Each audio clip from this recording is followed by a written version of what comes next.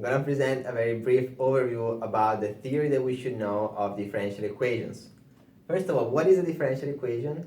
That's an equation involving a function, which I'm calling here y of x, and its derivatives, y prime, y double prime. So here is an example, right? It's an equation, there's y prime, y double prime, so it's a differential equation.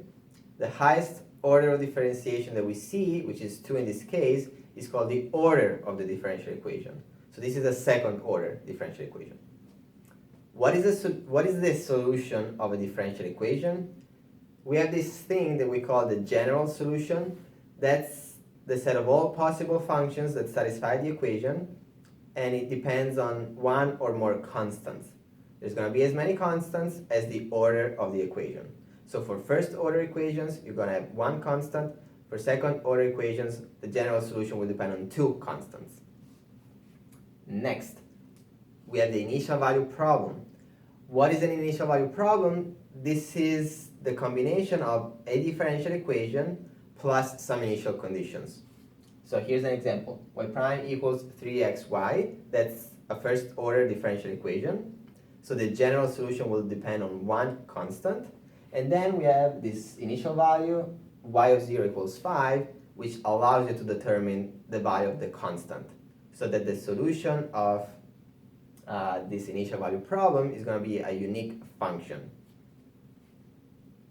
Now, what are the types of equations that we should know how to solve? Basically, there's three. So we have separable variables equations. So they look like this. You have y prime equals the product of a function of x and a function of y, which could also be the ratio, because that's just ratio and products are the same thing. How do we solve those? Very briefly, the technique is to write y prime as dy over dx and pretend that that's a real ratio, even though it's not really true. It's just a notation. But anyways, you multiply both sides by dx and divide both sides by gy.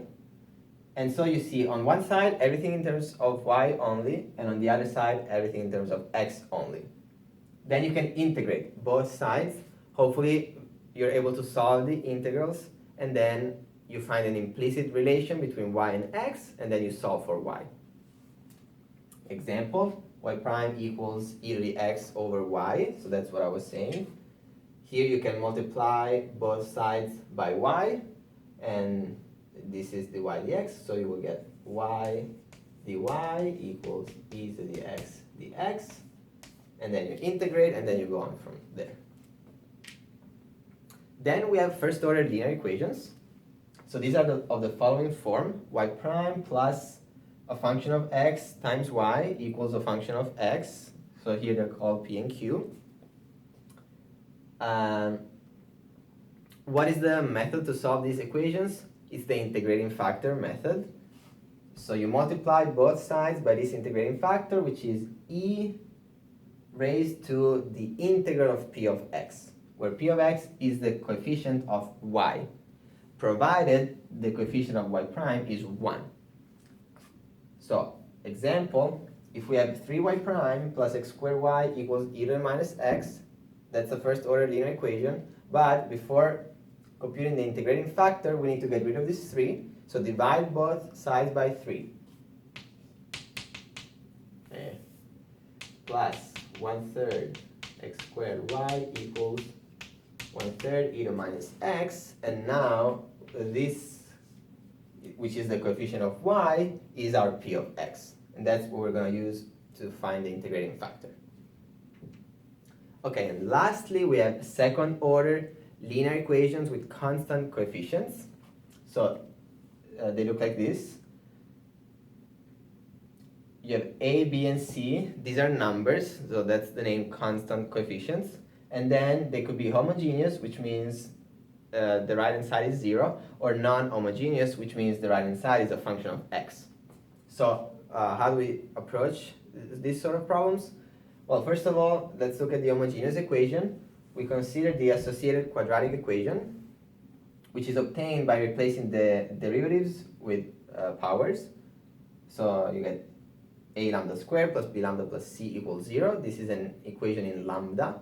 And depending on the types of solutions that you get, you're going to write the general solution in different forms, always involving exponentials or sines and cosines, possibly. What about non-homogeneous equations? So for those, first you find the general solution of the associated homogeneous equation with the same technique. And then you find a particular solution of the non-homogeneous equation, which is by similarity with respect to this function. And then you add them together to get the general solution of the non-homogeneous